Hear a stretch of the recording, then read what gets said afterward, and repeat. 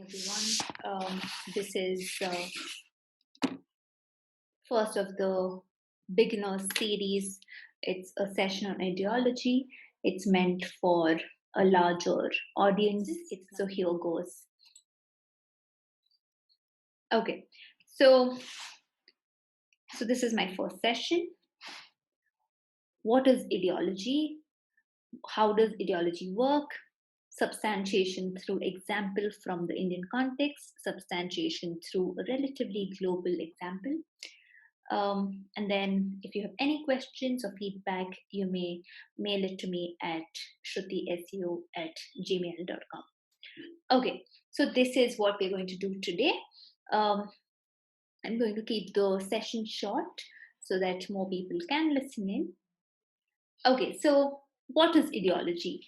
We've all heard the term ideology. We have heard it in many contexts. I've chosen this topic because I know that I've seen people use the word ideology without really understanding the word, the term, in its full capacity. So I'll just explain the term. I'll tell you what are the many aspects of ideology that we need to be aware of before we use the term ideology. So the first one is, of course, that it's a systematic body of ideas articulated by a particular group of people. Here you may have heard of certain political parties, say a Labour Party. Okay, when you think of the Labour Party, it's the aspirations and activities of that party that is articulated through ideology. Okay, so that's what ideology, that is one aspect of ideology. Okay, but over the years ideology has meant to mean different things at different at different times. Now we have a more nuanced understanding of the word. So I'll as we go ahead, I will explain it to you further. Okay, so that is the first aspect.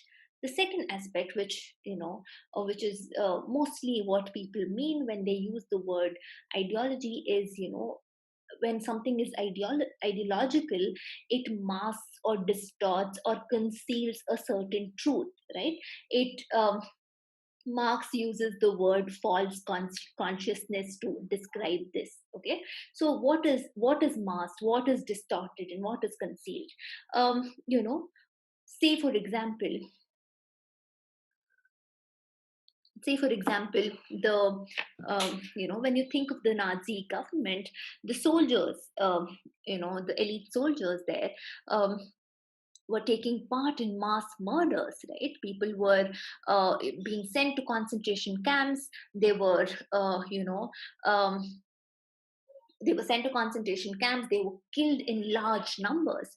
How do you do that without really thinking that you're committing without believing that you're committing mass murder, to believe that you're doing something larger than yourself?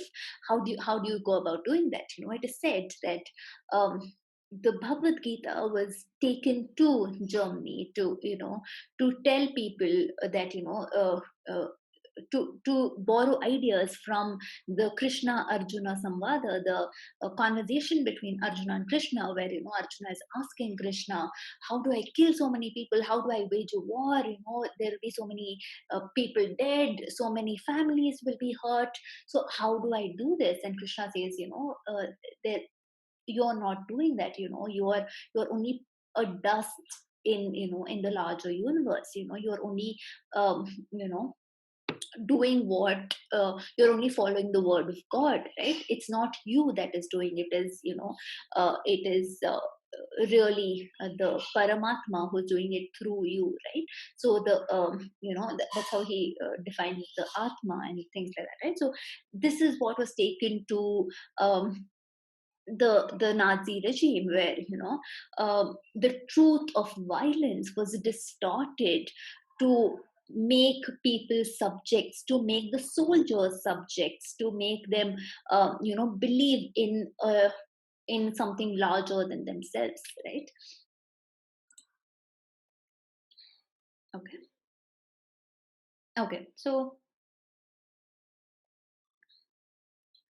a particular image of the world is presented. Um, this is also another aspect of ideology, which really means this series called The Black Crows, where you know the in the very first episode I could watch more of it. In the very first episode there is a character who shoots a man, a fellow Muslim. Okay, so this Muslim man shoots a fellow Muslim, and he says, oh God, what I would have done to be you right now. I want this sort of death. Congratulations, you've become a martyr. And when he's talking to the dead body lying there, that has been shot by his own men, um, he says, you're a martyr. And again, here a particular image of the world is presented, which is the image of jihad, which is the image of saying that martyrdom is the world that is that is important, that is really done to win people over, um, to um, to a particular way of seeing the world, right? Okay, so let's take the example of Arjun Reddy or Kabir Singh, as you may. This particular um, movie, there's a scene in the movie where the hero Kabir Singh or Arjun Reddy calls out a woman, a girl in class, and says, oh, he addresses her as a fat girl, and he says, why don't you come sit in the front? When he does that, Sandeep Anga, the director, in an interview later on, goes on to say, "Well, I'm just describing a woman. What's the big deal in that? It is simply to describe. I'm not making anyone look inferior, but that's exactly the point. It doesn't matter what whether the director or the author intended a certain thing. What really matters um, is that it exists in a social setup where you're not calling out any other girl in that class. You're describing a difference, right? For example, if you say there is a gay comedian, you're almost saying that this is different from a normal comedian. Who is a normal comedian? um in the Indian context, it would be an upper caste Indian male comedian, right? So even when you see a female comic or when you see a Tamil comedian, you're saying that these are the differences. They are away from the normative, right? So you're trying to make. So how is the universal constructed here? The universal is the comedian, right? Who is the standard? It's the Tamil comic who is the who is the inferior or the partial or the particular, right? But even the comedian that you think is universal is really not universal, right? That's really one part of the truth. But when you say that this is a fat girl, you're immediately saying that there is something universal that this girl is not adhering to, right? So there's also a sense of inferiority um, that is attached to this this calling out of difference, right? So another aspect of ideology is, oftentimes we use the word ideology just to mean a set of ideas. It's not simply a set of ideas, but it's also something that has a material existence. It has a material existence in people, in practices, right? In practices such as rituals. um, I'll give you an example, an analogy that one of my favorite thinkers of this century called Zizek, Slavoj Zizek, gives out, where he talks about this particular um, scientist, a very popular scientist called Niels Bohr. So Niels Bohr says, so Niels Bohr is a scientist from Copenhagen that all of us are quite aware of. He's a very popular name. So Niels Bohr apparently was in his farmhouse one day, and a friend visits him. When his friend visits, he observes that there is a horseshoe at the entrance of Niels Bohr's house. And and his friend says, "Oh my God, aren't you a scientist? Why do you have this horseshoe?" The horseshoe was supposed to, draw out the evil eye, in that region. And Niels Bohr says, "Well, that's the point. Um, you apparently the horseshoe works even if you don't believe in it, right?" So that's what ideology is. Ideology is today, it doesn't only function in the realm of knowledge, which used to be the, fact. A few years ago, that's how people looked at ideology, as, something that could be taken off, could be unmasked. You could take away this ideology through education. But today we know that it's not only in the realm of knowledge, it's in the realm of action, where people are, um, people do it despite the knowledge of, you know um, uh, despite knowing that, this is ideological. For example, I'll give you the example of Ambedkar's statues. Okay, so you see, when you think of the Ambedkar statue, or if you only think of Ambedkar, the first thing that you really think of is, the Constitution of India. He's the father of the Constitution of India, right? So that's what we think of when we think of Ambedkar. Um, but when you but people who know Ambedkar, people who study Ambedkar, people who admire Ambedkar and, consider him a leader, don't do it only because he's the father of the Constitution of India. They do it because, Ambedkar is a leading voice in the anti-caste movement in India, right? We think of Ambedkar's statue with the Constitution of India, but not the book Annihilation of Caste, which is probably, more groundbreaking, most groundbreaking, I must say, um, which really has brought mobilized people, across the nation. So that is ideological. It's not that,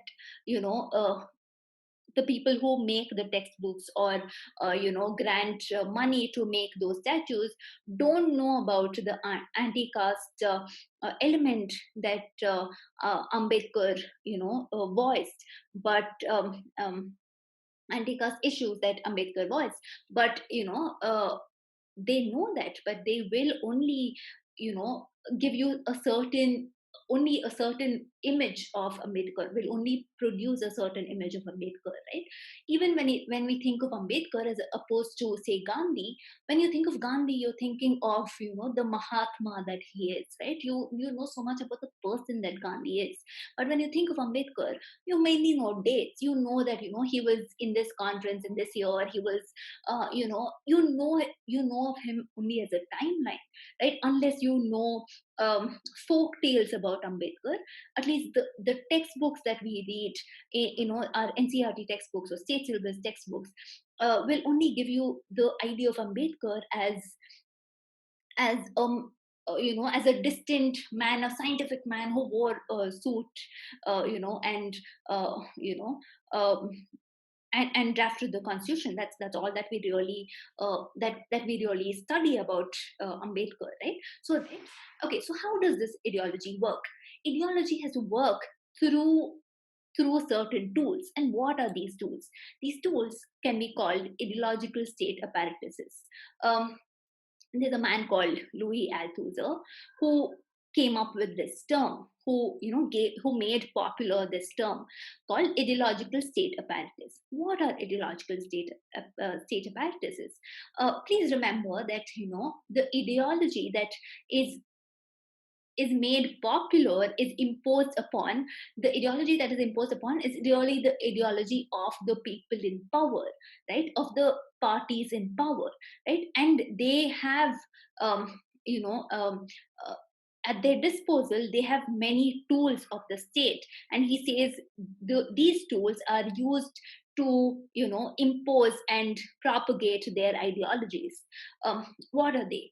Education, family, religion, mass media, etc. Right? For example, when you think of the bombings, the Hiroshima, Nagasaki nuclear bombings, if you look at the textbooks in the US, you wouldn't really see the stories of people who suffered, right? We only know the mushroom.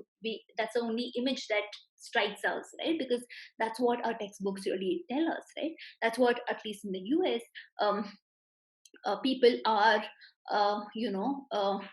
the students are taught, right? So it gives you a very distant understanding of what of the extent to which that bombing actually affected people, right?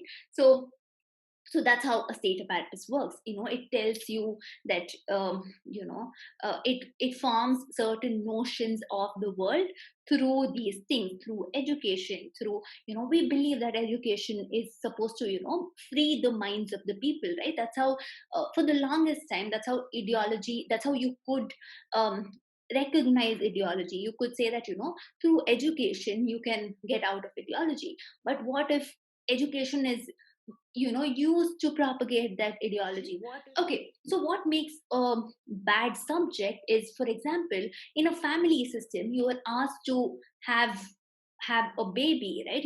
You're told you need to have children. That's how a family works. You need to have, um, you need to have a partner, who's from the opposite sex, and you need to have children, right? That is the normative that the family system, constructs.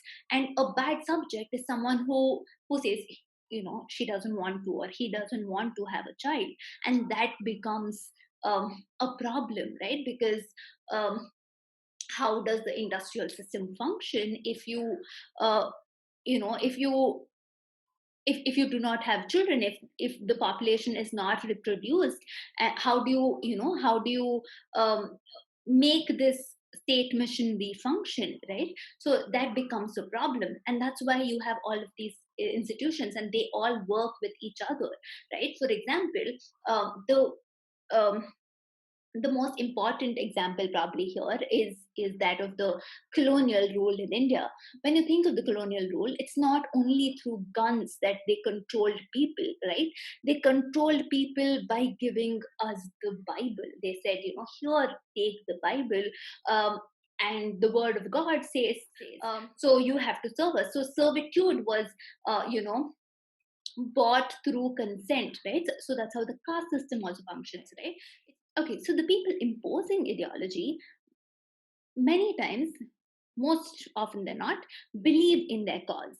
Um, a lot of the times we think that, these people are, the people imposing a certain ideology on us are people who are, evil people who are trying to conspire against, the good of the larger public.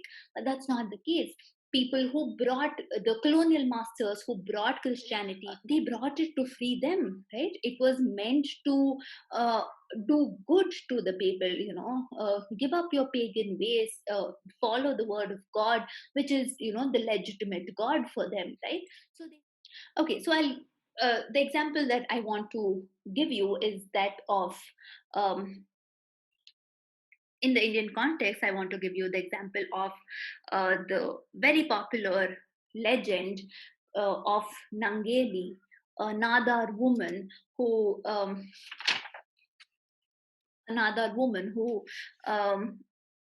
revolted against the upper caste, rule that said, uh, people belonging to the lower caste should not cover their breasts. And they collected something called the breast tax in the Malabar region for the longest time in India.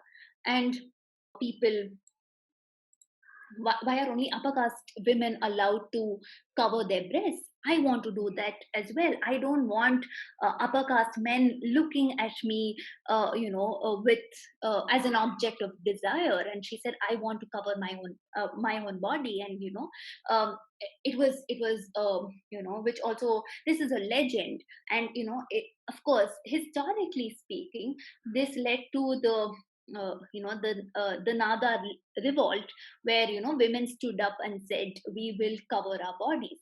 So the colonial masters, of course, came intervened, and they said, women should be allowed to cover their bodies. It is, we don't want to discriminate based on caste. And when that happened, the um, the local landlord said that is impossible. This is our tradition and everything. So at that time, Christianity came in as um, a path to freedom, a path to emancipate themselves, where women could convert and cover themselves up. So of course, they couldn't do it the way the upper caste women, who were the Nayars and the Nambudiris, did.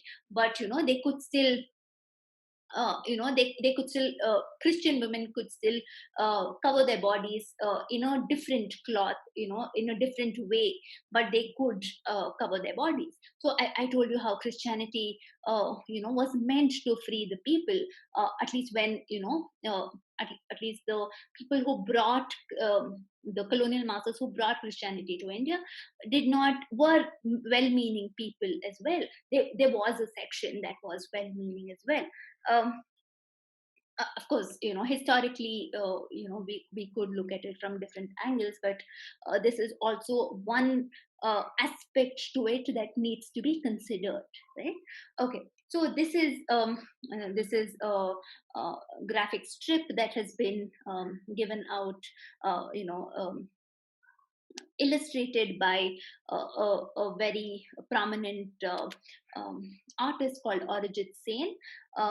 So here, this is the. I'll probably link it in the description. So Nangeli covered her body, and when people came to collect the taxes, when the landlords there came to collect the taxes, to assess her breasts, to say how much she's supposed to give, how much tax she's supposed to pay, what she did was she served it to them on a plantain. She said, this is the payment. This is, um, this is what uh, you've come here for. Here it is. So this is a very powerful story, a very powerful legend that exists in this particular community, right? But what happens later in the 2000, in the 21st century? What happens is the Nadar, a section of the Nadar community, um, says, we don't like this story. Okay, this this story became a part of the history textbooks, um, in class, for class 9 students of, who have CBSE. And they said, and the Nadar community, section of the Nadar community said, we don't want to own this story. They said, this story shows the Nadar people as people who have migrated to the region, and we are the natives, right? That was their argument. But the larger problem was really about, um, was really about, uh, having was really about having women read this from their own community and say, and say, this is our history, and we can rebel, right? So they would have more women rebelling. So and patriarchy would probably not function if this happens. Interestingly enough, it's not the upper caste sections that were particularly against this, which was the case um, historically. But right now, in the 21st century, you have people from the Nadar community who say, this is not done. So um, when they say that, uh, of course, NCRT removes it from the syllabus in 2016-17. It's no more part of the syllabus now. So that's how ideology works, right? Ideology works through education. So that's how ideology works through education. It also works as, so you also see the patriarchal ideology here, you also see the caste ideology here, right? Okay, the next example is a more global example. It's this particular movie. Again, I've drawn this idea from my favorite thinker Slavoj Žižek. This is the movie The Black Panther. The Black Panther movie, when it came out, people were celebrating the especially the liberals, right? They were so ecstatic because this is the movie where there was for the first time a black superhero, right? uh, so far they were all white male American superheroes, and now you have a black superhero, which is something that people were waiting for, right? We also need to see um, uh, you know uh, people of color saving the world just the way white people can save the world, right? So this was a movie that was much celebrated, right? We were all like Wakanda forever. um, but when this movie came out, I'll tell you how this is ideological. It is ideological because when this movie came out, we all forgot about the actual Black Panthers. Which is the movement of the Black Panthers, right? When you Google Black Panther, you will only see for the first 2-3 pages, you will only see uh, representations of the movie, but not you will find nothing about the Black Panther movement, right? That's how ideology works, through mass media, through Hollywood, through movies, right? By erasing a people's movement. The Black Panther movement was a radical liberal black movement, which meant to empower the African Americans. And when the Black Panther movement really came about, uh, at the wake of the assassination of Malcolm X. And as we know, Malcolm X is a very prominent black leader who upheld the word X, the letter X, and he said, find the X. We have been told throughout our schooling that X is unknown. So Malcolm X said, let's find this unknown, let's find this unknown together as a black community, let's form a new identity for ourselves. And he said, the black the black movement, it's supposed to um, unite the black people and find an identity. But when you look at the Black Panther movie, you will see that it does the exact opposite of that. When Malcolm X says, leave your African roots, the traditional roots behind, and find a new global identity. And the Black Panther movie tells you that that tradition is as a tradition can be blended in well with the globalized future for the African people, right? So it tells you that traditions. If you look at the Black Panther suit itself, you will see that there are traditional motifs, traditional African aesthetics included in the suit itself. So you see how the movie is actually not as liberal as uh, you know um, it's more ideological than liberating, as it is often portrayed. So you see in reviews such as this, where we're told that the Black Panther uh, movie is really the vision of the Afro future, which is futuristic, which tells you that tradition can live side by side with um, uh, you know with the uh, with the universal global aspirations of the new people, right? Of course, this is what most people believed in, but when you look at the movie closely, you will see many aspects of it that are actually in in op- in stark contrast to the kind of movement, to the vision of the Black Panther movement, right? So so yeah, so that this is about uh, what I wanted to talk about today for the session on ideology. um, we'll have more sessions. Of course, we could do this in many parts. All right, if you have any questions or feedback, or if you want me to talk about a particular topic, if you want me to do it at length, I could do that. Or if you want such short introductions, I could do this as well. All right. Okay. So that's it. Thank you very much for joining in. I'll see you later.